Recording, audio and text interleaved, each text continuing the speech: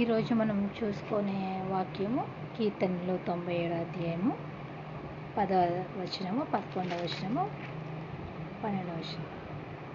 యెహోవాను ప్రేమించు వారులారా, చెడుతనమును అసహ్యించుకొనుడి. తన భక్తుల ప్రాణములను ఆయన కాపాడుచున్నాడు.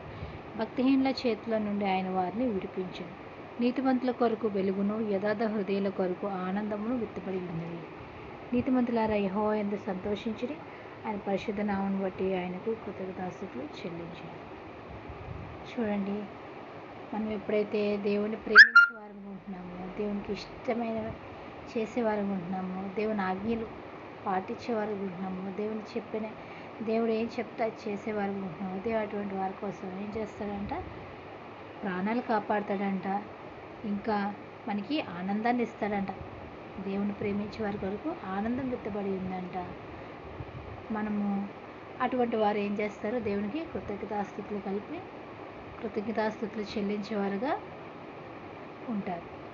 మీ జీవితాల్లో కూడా ఇంకా ఎవరైతే ఆనందాన్ని కోల్పోయారో, సంతోషాన్ని కోల్పోయారో, అటువంటి వారిని దేవుడు మళ్ళీ తిరిగి రమ్మని ఆహ్వానిస్తున్నాడు.